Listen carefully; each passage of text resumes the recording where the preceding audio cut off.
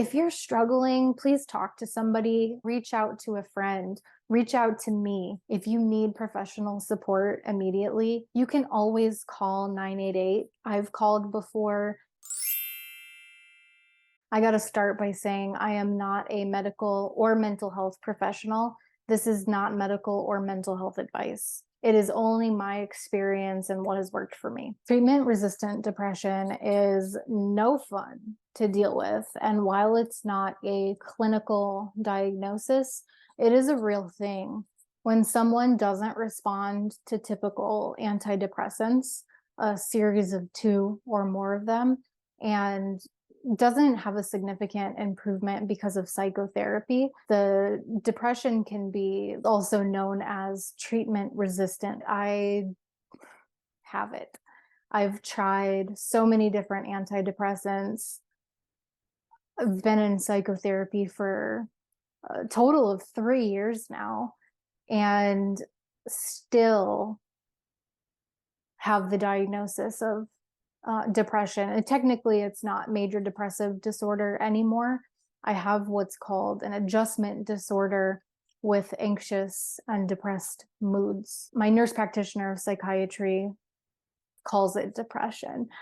She doesn't typically use my full diagnosis that my psychotherapist gave me, but I digress. So here are the 6 things that have helped increase my mood and ease my symptoms of depression. Number 1 is social interaction.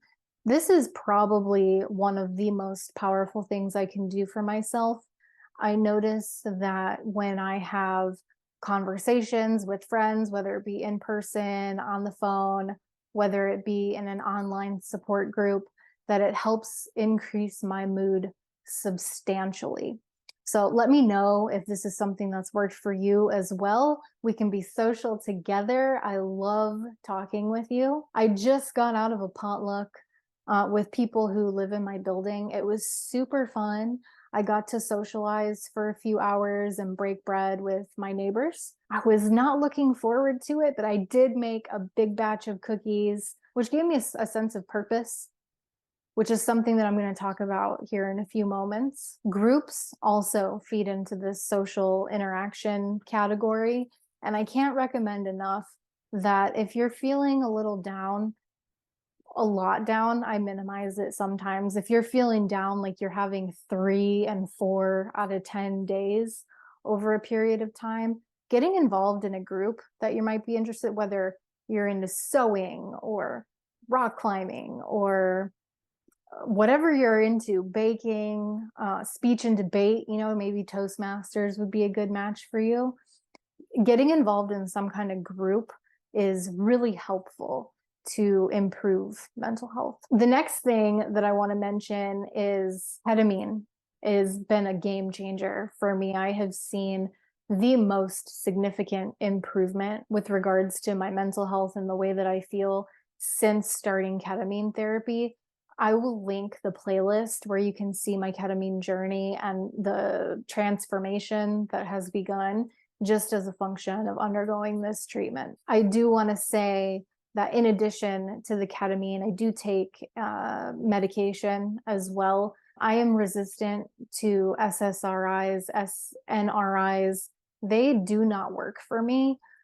I had a genetic test done. It's called GeneSight. My nurse practitioner had it ordered for me, and it was shown via testing that SSRIs and SNRIs do not work for me. Now, I had tried 3 of those already by the time we got that data back, but it saved us a lot of time in terms of continuing to try things that just won't work for me. So I am now on an atypical antipsychotic, which for me has worked very, very well. It didn't fix my depression, but I have seen slight improvements, and it is required to be on some sort of antidepressant in order to undergo clinical ketamine treatment.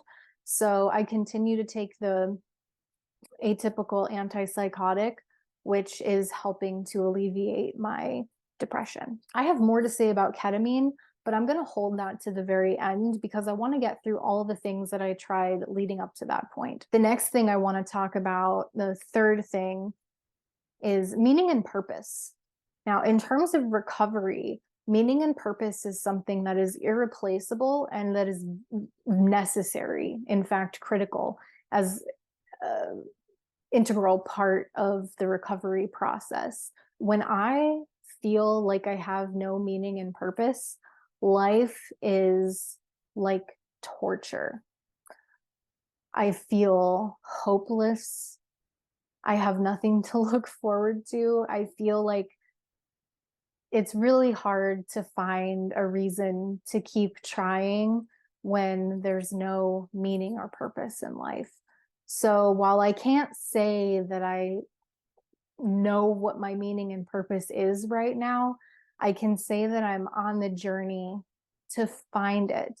I'm ready to have my meaning and purpose revealed. And today, my meaning and purpose is as simple as making those cookies for the potluck and making this video. It brings me pleasure to be able to bring my experience and what's worked for me to you. Other things that I enjoy, it could change day by day. You know, I haven't actually done yoga or climbed in a few weeks, but I've been focusing on other things. I do hope to stretch my stuff out tomorrow in a yoga session. And that's the best I can do right now in terms of meaning and purpose. But I think just being on the journey to find meaning and purpose is good enough for me right now. I do have some things in queue that seem promising. Stay tuned to see how things keep progressing. Number 4 on the list of things that have really helped to improve depression is sleep. Sleep. Sometimes I stay up late talking to a friend. There's one friend in particular, you know who you are, that I tend to stay up with later, and I love talking with her. I also have to make sure to get a little bit of extra sleep in the morning if I'm up super late talking with her, because it's so important to my mental health. I can get away with one night of, 4 or 5 hours of sleep, but if I do that a couple nights in a row, I'm not operating at my best. So sleep is of the utmost importance. I also do things like turn the lights off when I'm ready to decompress. I put my phone across the room. Usually, every once in a while, I'll just have like an intuition. Something will tell me to leave my phone on the nightstand next to me. And lo and behold, I'll get a text message in the middle of the night from someone who needs support. Typically, though, I put it in sleep mode. I put it across the room so that it doesn't wake me up in the middle of the night. I also wear earplugs. I cannot recommend earplugs enough. I can't recommend them enough. The 5th thing on my list is nutrition. Solid nutrition makes a huge difference. And I splurged today, so we'll see how I feel. But I mean, here I am making this video and I feel pretty good. I had a little bit of cake. I haven't had cake like that in a long time, but someone in the building, 2 people actually, are celebrating birthdays between today and tomorrow. So I decided to splurge and feel good about having a small piece of cake. Other than that, I try to get enough protein, carbs, fat, a good balance of those, and enough calories to fuel whatever activities I'm doing that day. And the last thing, number 6, is a spiritual practice. For me, what works is a balance of prayer and meditation. My intention is not to push my own spiritual practice onto anybody, but to tell you what works for me. And that's the intention of this entire video, is just to let you know what works for me. I have not actually been doing this as often. Like, I will tell on myself here and just say that my meditation practice has slipped within the past month or so. Sorry if you can hear that. There's some construction going on outside. I do notice a difference. And now that we're having this conversation, I am going to set an intention to bring my regular meditation practice back into play. What works for me might not work for you. So I'm not even going to go into how I meditate here. If you want to know, leave a comment and I'll be happy to make another video on that. Suffice to say that my personal meditation practice and the way that I do it works for me when I do it. So I really need to incorporate that back in, and I'm glad that we're talking about this. And prayer. Of course, I don't want to push my personal beliefs on you. When I pray to my higher power, God, whatever you want to call it makes a difference in the way that I feel and the way that I experience life. I want to circle back. So let's talk about ketamine. Again, I will link the playlist so that you can go back and see the transformation that's happened thus far after only 3 treatments. It's been a short time, only 2.5 weeks since I've started ketamine treatment. Doing all of the things I just talked about, social interaction, finding meaning and purpose, getting good sleep, getting good nutrition, and having a spiritual practice only went so far with treatment-resistant depression. But what has really helped me and made a huge difference has been the ketamine treatment. My moods, as I've mentioned in some of my previous videos, have been consistently neutral or better. 5s and 6s most often. There was one day where I dipped below a 5. It was a 4.5 I rated myself. But to be fair, I was having my woman cycle during that week. And so it makes sense that I would dip on that day. Other than that, it's been consistently neutral or better.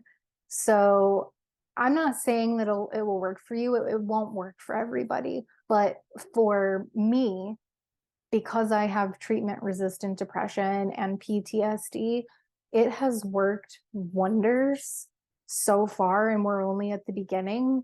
So I really look forward to seeing how the progression looks on me. My hair, I did my hair again for the 2nd time today. I haven't even done it once in the past couple of years. So to have a period of 7 days where I do it twice, to me is a huge improvement. And I'm excited to see how the treatment continues to go. If you're struggling, please talk to somebody. You can always call 988. I've called before. It's helped other people that I know to get through hard times. And so if you're struggling right now, reach out to a friend, reach out to me. If you need professional support immediately, 988 might be able to help you.